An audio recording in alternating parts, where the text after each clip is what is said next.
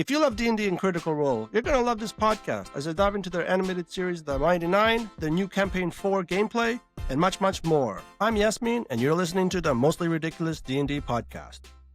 Synopsis. 3 mysterious warriors infiltrate and steal a 12-sided glowing magical die that was used in a ritual that collects souls. Now 2 kingdoms are at brink of war. A monk is tasked to uncover the theft of the 12-sided die, known as the Beacon, which leads to her own conspiracy rabbit hole of lies and corruption. What terrible secrets will she uncover? Well, we're here to find that out ourselves. Welcome to the welcome to the podcast. My name is Yasmin, and I'm excited to talk about the first episode of The Mighty Nine.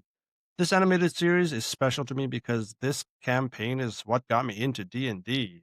So it's actually really good, and very excited to watch it all animated and see how they bring it to life. So yeah, a few years ago, like, my friend of mine introduced me into D&D through a Live Acquisitions Incorporated show from PAX East, and that was what really introduced me to D&D. After another one, she introduced me was Critical Role, specifically the Search for Grog live show, which got me interested in watching more of their games. So I tried watching a campaign 1, but something about it wasn't clicking with me quite yet. So I just kind of put it off watching it for a couple months. And then COVID hit, and with everyone being in lockdown, I decided to give it another shot. Instead of watching campaign 1, though, which kind of, it didn't start like our typical, like they were already through their campaign because they started from their homebrew and stuff, or from their home campaign, and then just kind of continued it through the cameras, as you all know. So that kind of like not having the real start to really click with the characters and stuff. I was like, okay, I'm not like, I like some of the characters. Grog was my favorite. I liked it, but it just wasn't, something just wasn't sitting with me quite yet. So I took a look and see what they have, like like if they have any other gameplays and stuff. And campaign 2 popped up, so I gave that a shot. And wow, yeah, that campaign was fantastic. I've watched campaign 3 and currently on 4, and still, in my opinion, campaign 2 is the best campaign they've done. And so, like, while watching them, I think what's funny is when I started watching campaign 2, I think it was just under 3 months that I ended up watching every episode they had, which was up to episode 100, because they were also on hiatus until COVID was all through and all that stuff.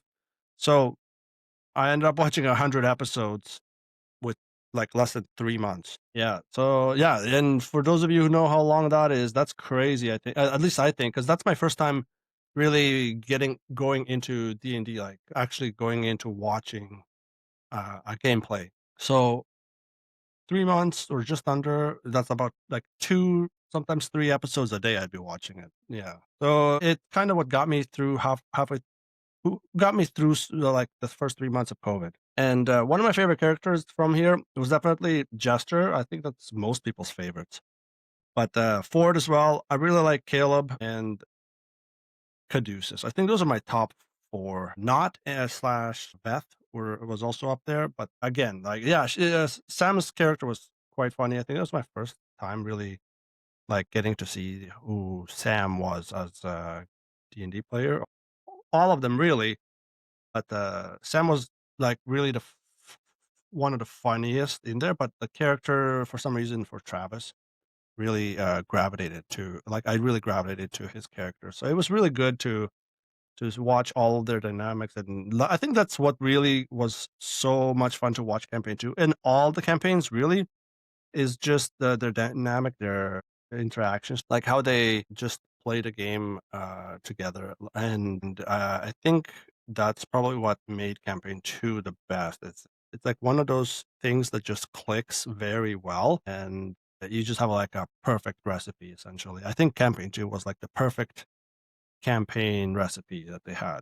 It was also, I think, the only non-story driven campaign. It was like an open concept, open world type of play.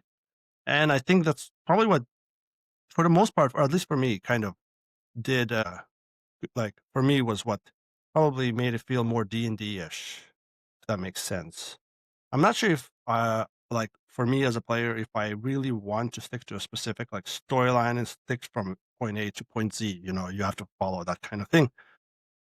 The I think, yeah, and I think maybe a lot of people like campaign 2 for that reason, but I'm not sure. Like, if you disagree with me and want to tell me your own reasons, let me know. You are free to comment below, or if you're watching in YouTube, or if you're listening to any of the podcast platforms, feel free to leave a comment. I believe there are comment options there, like on Spotify. So yeah, just let me know. Before even really getting into watching D&D in general, I did have a small D&D group before COVID hit and obviously stopped, but which I played a cleric and like I think and that ended up being my favorite class. So I think that's one of the reasons I gravitated to Jester and Caduceus so much is because it was I'm playing the same like class as you and that kind of thing. The whole cleric um stuff like the things that clerics get compared to others, I think is just more fun to me, and I think that's what gravitated me to cleric. Also, it's like just like Jester and Laura, the forever non-healing cleric. So those jokes of her not healing and stuff, not being the cleric, was just so funny because I'm like, I understand why, and no, if you are playing cleric, you are not the automatic designated healer. Okay, you can play clerics as non-healers as well. Just so you know.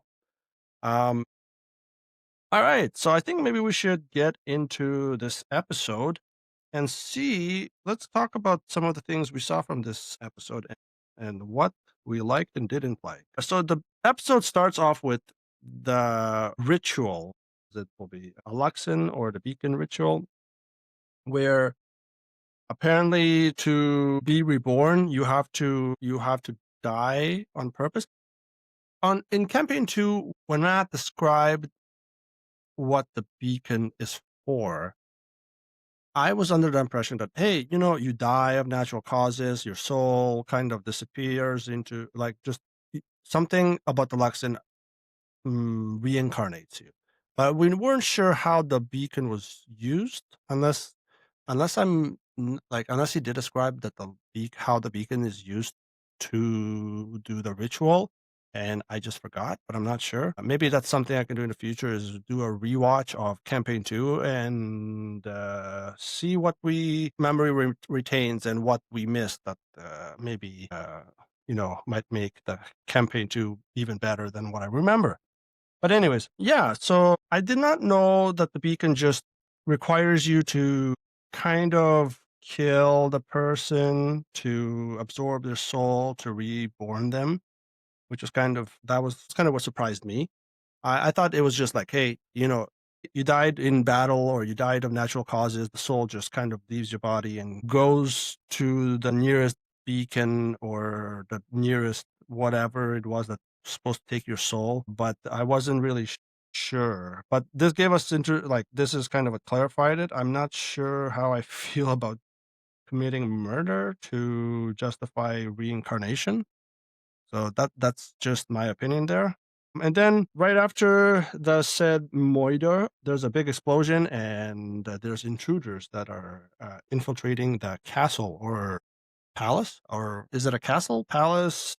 They infiltrated the city where the ritual was being done, and they quickly put it in lockdown. And then out of nowhere, just a whole bunch of murder starts happening. These mysterious figures just start killing everyone around and steal the beacon. Turns out it's Estrid and Eadwulf. Wow, that was an interesting introduction to those two characters because I wasn't sure how the beacon was stolen in the first place and who was involved in it.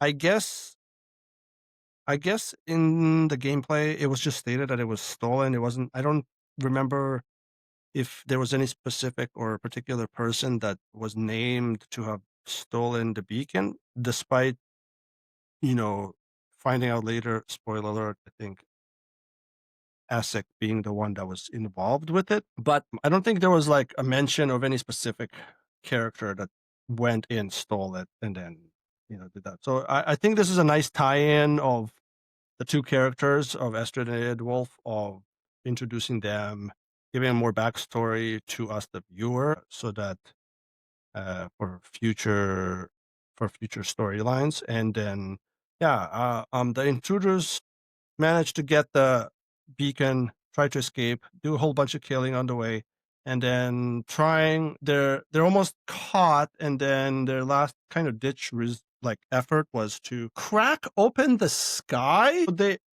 crack open the night sky that was encapsulating the whole city or region, I guess, and which revealed the sunlight, which I'm not even sure what kind of, are they night elves? Night elves. Now I'm talking about World of Warcraft. The type of elves, like they don't like the sunlight, so that kind of slowed them down. I'm not entirely. I can't remember what are they, the shadow elves. I'm not sure what the word name is or what they're called. But yeah, I guess. But it was a cool effect that they had that they showed with the whole breaking of the sky, and then all of a sudden a beam of light just kind of shines over everything, and it's just the sun itself. And then they got away. So they make their way to outpost that I guess they had a rendezvous with someone that was supposed to ready horses, and found out that there was no one there. And when they did find someone, the people were also murdered, which got them obviously on edge, and they obviously found out it was a trap. So I'm not sure how the elves knew to go there. Like that's the one thing I'm curious to figure out. Well, if you didn't know that the beacon was going to be stolen, but this all happened all at once, and all this is happening, then how come? Why are the thieves at their rendezvous or outpost that they're supposed to meet at? How come the people that were there already were dispatched? Why? How did they know to?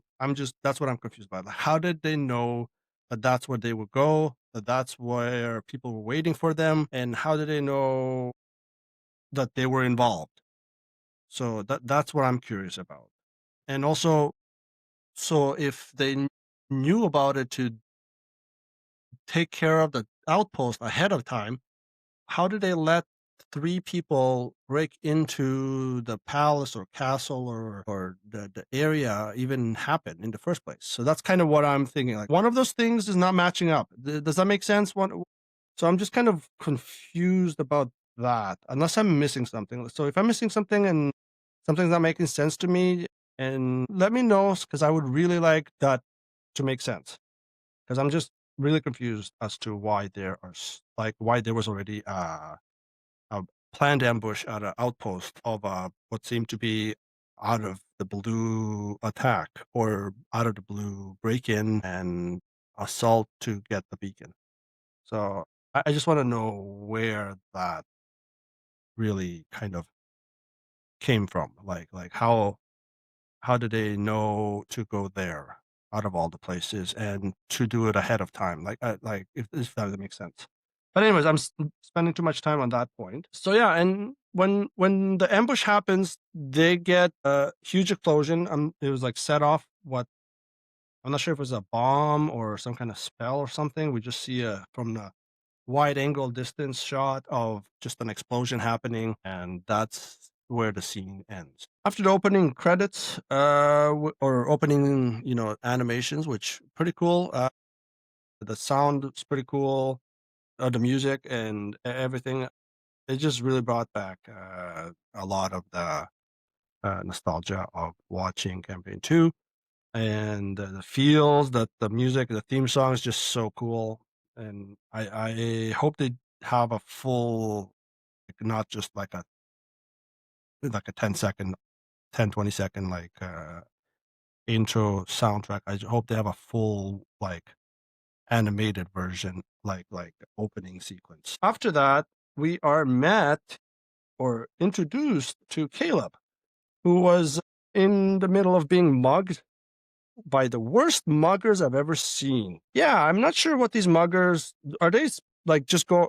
is this just like a one-off thing, or they just saw him and didn't like it, or they just like, is that their job as being muggers? Because they were the worst at their jobs. Like they, they kind of make fun of him a little bit, talk shit, pun intended, throw him into a wagon of shit who smears it on his face and then just scares them off by doing that. And I'm like, kind of, what kind of criminals are these?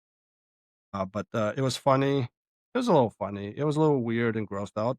But then after he wipes his face, he's looks clean.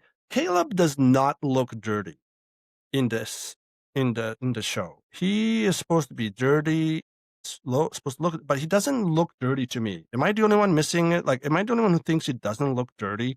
He looks a little disheveled, but he doesn't look dirty. Like that he had shit on his face, for crying out loud. And yet when he wipes it off, it's like as if he never had shit on himself. Like there's supposed to be smudges, still stuff left over. He hasn't showered or bathed yet, so he should be really dirty. Really, you don't just wipe shit off and then it's just gone. But like, I guess for animation sake, it's easier to do that. But again, he just doesn't look dirty at all. He just looks like a guy who's disheveled, who's been traveling for a while and hasn't had maybe a bath for a couple days, but again, he just doesn't look dirty though. He just looks a little rough. And then while he's trying to, so he's going into this shop that he wants to break into, and he tries to break into it, and then gets scared off by a dog inside, who then runs into Not, or bumps into, and then finds out that Not stole one of his pouches, which started into this mini chase scene with Caleb and Not. And then which I don't know how I feel about the chase scene. I thought I was okay, but I don't know if there was a real like point to it other than maybe introducing the characters to each other. I think, yeah, I think that was the only reason that kind of, that's the only thing that makes sense to me. And then out of nowhere there, I think Not feels pity for Caleb below and then helps him out in exchange for booze, which, yeah, that is one thirsty goblin, and also very, very addicted to alcohol. Yeah, that's a very addicted goblin.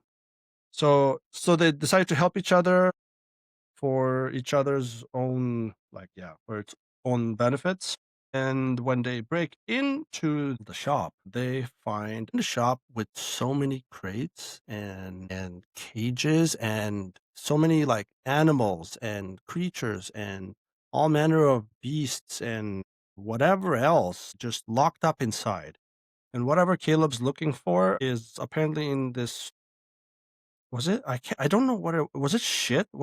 Did he take an animal's shit from the cage, or was it something else? Because I wasn't. I watched that episode twice, and I'm still not sure. I just keep thinking he just took shit from that animal that was caged in. And of course, they run out of the, what's it called, the shop, after they were caught by the shop owner, who was grabbed promptly by the tentacles that was some kind of kraken, octopus, squid, I'm not sure what, but a bunch of tentacles came out of the door and dragged him back in. Which I have a few questions. Like, what what is this shop?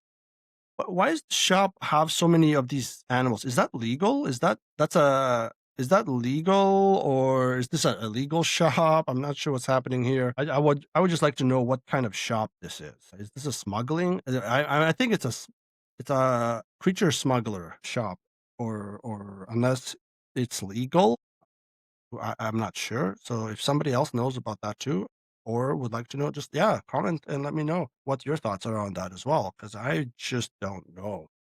After they run from the store and escape, now the scene cuts from there, and we go into a school classroom where it's being taught by none other than Trent Ikithon.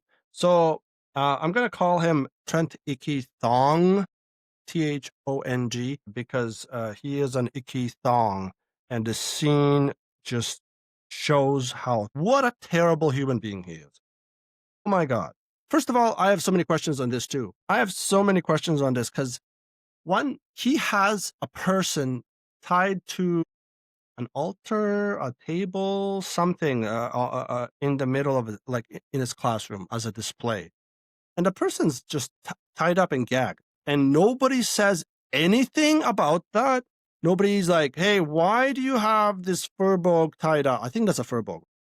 Yeah, correct me if I'm wrong, but why do you have this furbolg tied up on this table? And why is he a test subject for the classroom? That doesn't make, like, why is nobody judge? Is this because the school is not really evil? It's just that the Trent is. He's the one that's really like the corrupt one. There's like the as far as I remember, the school in the game wasn't all evil. It was just that Trent was doing things under the table, kind of on school grounds. But none of the kids were like, "Hey, wait a minute, this isn't right. Why do you have this guy tied up?" He didn't really explain anything really. He just explained that you can sedate someone by cutting a nerve or something behind their ear, and which he demonstrated, and then he proceeds to freaking dissect the guy live. He proceeds to skin the guy's chest while he's still alive. And obviously, because the guy sedated him or whatever, the guy that isn't able to express his emotions or whatever, just can't scream or do anything, right? So he's just like really chill about being cut open, which is disgusting. And also, again, nobody questions this. Everybody's just like chill with it, like it happens, or like it's a normal thing or everyday occurrence or something. Like that's crazy. And then Ikithon is interrupted by a mysterious person that we yet to find out the name of. At least I don't think so. I don't have the name written down here. So I don't think I know who that person is. Who informs him that the king is summoning him and needs to talk to him. So then he dismisses the class, and once everybody's out, proceeds to heal the cut behind the furbolg's ear from the sedation or whatever you want to call it. He heals it, bringing the guy's, I guess, pain receptors back, and he feels the whole skin thing all coming up, and then he just screams or tries to because his mouth is muffled, and it just ends on that. That scene just ends there, and I'm like, this is the most fucked up shit I've seen. Well, all episode, but that's crazy. Like, first of all, as a watcher, seeing a villain do that is honestly, as a watcher or a viewer, is fantastic. That's awesome way to introduce someone and show, oh, this guy's a piece of shit. But from a moral and human aspect, I'm like, what the fuck? I felt really uneasy and unnerved watching it, and the fact that it made me feel like that, I'm like, good job, show. That was great. That was great. That was a great nerve or feeling, or what's it called, way of extracting. Like, that was a good way of extracting my feelings about that particular instance or the scene, right? So I thought that was really good how they did that. Disgusting as fuck, but it was a good overall done scene. Now I'm seeing my notes. The girl that came to interrupt him is called Olivia. Olivia, I believe that's it. Yep. So we do know her name. All right, cool. I just had it written down on my notes a little lower. All right. Yeah. So he makes it to the king's office, and that's where I guess war is declared, kind of, or declaration of war, because the queen sent the king a message who asks to return the beacon. They have no idea what what she's talking about. Ikithon obviously manipulates the situation, telling them, hey, it doesn't matter if she thinks we has it or not. She's just going to do it anyways. I think she's just using this as an excuse to attack and start a war and all this. And one of the other people in the room is suspicious of him. I think I know who the character is, but I can't remember the name, what her name is. If you know what her name is, please let me know, because I do not. I don't think they mentioned her name at all either, but I think it's a campaign 1 character, maybe. If I'm wrong, I'm probably wrong, but I'm not sure. So if you know what the character's name is, let me know because it's one of those curious things I want to know. Yeah. So yeah. So to start preparation for war, I guess that's what the tense situation is going on, and then next we go and we meet Bo. Bo's introduction here, I really like because she wasn't one of my favorite characters, but I didn't like hate her either. I think some moments she was kind of boring, but then as the campaign went, she grew on me. So I like her a lot, like later in the campaigns than I do early on. And the way that they introduce her here, very well done. Fantastic. I like the way they did this. Her standard give no shit attitude, tell it like it is, unfiltered mouth, great. And she discovers or is on an expedition to that outpost that had the explosion and comes up to her own conclusion that ends up being very true or mostly true and is just dismissed by her partner. And then she finds these two glowing rock residuums that she keeps one, gives the other to her mentor, boss. I forget what his name is right now. I will in a second. Just let me. Xena. No? Yeah, Xenoth. Her mentor. Is he mentor or just her boss? I think it's just her boss that. Yeah, I don't think he's her mentor. But she gives the residuum to Xenoth, who she follows and finds out he is one corrupt motherfucker, which mostly we knew. But when I watched this, I forgot that he even existed. So I was kind of surprised by it, and I'm glad I was because I'm not gonna remember everything from the campaign, so or all the characters, even no matter how important or secondary they were. But yeah, I was glad. Like, oh, I was surprised by it, and yeah, he's also corrupt and all this stuff, and gives the residuum thing to Olivia. I think is that Olivia. I think it's the same character. I'm not sure now. I believe it's the same character. And then Bo proceeds to chase after Olivia, who I believe failed her stealth check on here because she followed into a trap, which she nearly died fighting in a one-on-one. Well, she did fine in a one-on-one until steroids kicked in with magic, and then she got her butt kicked, and then yeah, nearly died there. Yeah, just before she was about to, pass out, Bo barely survives her death thanks to her new mentor, Dairon, who trains her a little bit and then tasks her on a mission to go find, basically help her with taking down corruption. Essentially, that's the gist of it. We come back to Caleb and Not, who are in the middle of doing a ritual, which looks like is Caleb trying to summon his familiar, which is a cat. Now, I don't know. He successfully summons the cat, which he treats as like an old friend, says hello there, my old friend, or something like that. I'm not sure if he's been with this cat before. Like, it has what's the relationship here? I was under the impression that this was his first time summoning a familiar and his like first time meeting. Or has he met this cat before or had this cat before, and then when he lost his magic or whatever, then the cat disappeared and he's been trying to get it back, which I might think that's what it is, but I'm just not sure. But the circle light or whatever spell diminishes and disappears, and then so does the cat, which gets Caleb extremely depressed, and Not, who was just about to attack Caleb from behind and get that 100,000 gold bounty, stops and just kind of not even sure how to like what it is. Like just kind of feels bad and sees a different side that's like, oh, okay, maybe I shouldn't do this. Also, why does Caleb have 100,000 gold bounty? That's huge. Like he went to wizard school, right? So what did he do that caused a $100,000 bounty? That's what I want to know. I don't know if I don't think that was in the campaign. I don't think so. But now I'm not sure what this is about, and I'm curious to find out. I'm sure we'll find out, but it's just one of those things that I'm very curious about, and I want to know now. I don't want to wait.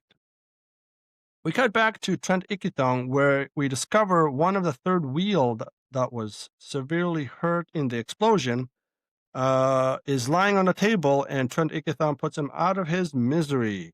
And as he does, his soul gets absorbed into the beacon. And now I was like, oh, that does so the beacon.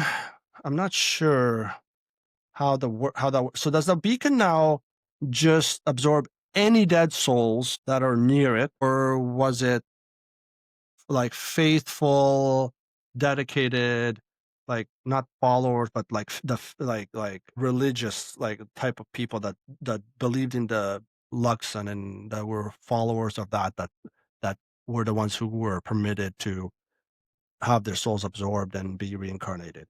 But apparently, it looks like anyone near the beacon that dies can do so. I don't know if that's a good idea or if it's or what the case is. I'm not sure how I feel about that because it was supposed to be like, this is just the Kryn Dynasty thing, but I don't know. But now it seems like they changed it, or has it always been like this where anybody that dies near it, their souls get sucked inside and you can be reborn? Okay, like I digress. Let's move past that. It was just something that happened, and but like, but it does question me, like, raise the question of how does that actually work? Like, what is it like? Is it just all souls, or good souls, bad souls, or it doesn't matter? Or because apparently, like, obviously, this guy was a bad soul. Maybe from our point of view, I guess he's a bad soul, but he may not have like thought he was a bad person or done it. So maybe it's perspective. I have no idea. So Ikithong looks into the beacon and then I think he sees I think this is cool because I think it's like he looks into the beacon and then sees all kinds of different possibilities, which I think is a like nice little nod to Caleb's moat of possibility. So that's one of the little I think that was an Easter egg that was added to, like, because there were so many things in there that popped up way too quickly that I couldn't keep, you know, that I can't remember now what things popped up. I think there was one where was Ikithang dead or somebody was shown dead. It showed a quick of the group of the Mighty Nine. There's a lot that popped up, and I might have to go back and pause on each of those little scene or small showings that it pops up and take a look because those are a bunch of Easter eggs that I think we should all check if we haven't looked at them already. But anyways, yeah. So that's the pretty much the episode. The episode ends with Yasha. We get introduced to her, where she's surrounded by a bunch of dudes and slaughters the hell out of them and does it with relative ease. Oh my God, the brutality of her is insane. It shows how crazy she is, although she's a peaceful person, but not this. Like right now, she's under the control of Oban, I believe. Sign the glowing tattoo on the back of her neck. Can't wait until we deal with that. What I'm wondering is why is Yasha asking about the beacon? Why is she after that? That's something I want to know. Why is she after the people who stole the beacon? She asked where are the people that stole the beacon, and I want to know why she's after them. Because is she after the beacon itself or the people themselves? Like, I'm not sure, but I'm interested to find out why that happened. Because that I don't think, in campaign 2, Yasha was never tasked or had anything to do to go after the beacon or the people that stole it, which is another thing that was changed in the animated series compared to the campaign. Like a bunch of things. I think the Estrid and Eadwolf were things that were added as the characters who stole the beacon and were not the ones who did it in the campaign in the gameplay. So Yasha here is looking for these, and that's something that's added as well. And I think that's fine. I think that's a good way to later introduce her and get her to be like, okay, I'll join you guys because I'm after these people too. So I'll I'll join you guys because we have a common enemy or threat or something. And that's pretty much the episode. I thought it was a good way to start the series, and I cannot wait to see what the rest brings. I am very excited to watch the rest of these episodes, and I will keep making episodes on these, going over them. So let me know if you like this. Me a review if you're on YouTube, like and comment, and let me know what you think. What specific things you want me to like pick up on, talk about, or bring up, or if you have any opinions about certain topics from the series or the campaign, let me know. I will start covering the campaign 4 soon. This is all new. This is just the first episode. I got so excited because I'm like, campaign 4 was so much fun to watch so far. We're on how many episodes now? 7. And I was just so excited, and I'm like, I need to talk to people about this. I need to talk about this. I need to express my feelings about this. And I'm like, you know what? It's a good idea. Maybe I should do a podcast about it and see how everybody else feels about it as well. Yeah, so that's what I'm doing. I'm going to share my feelings about the campaign, about the animated series, go over that. Hopefully you guys enjoyed that and continue to enjoy it. And I will see you in the next episode.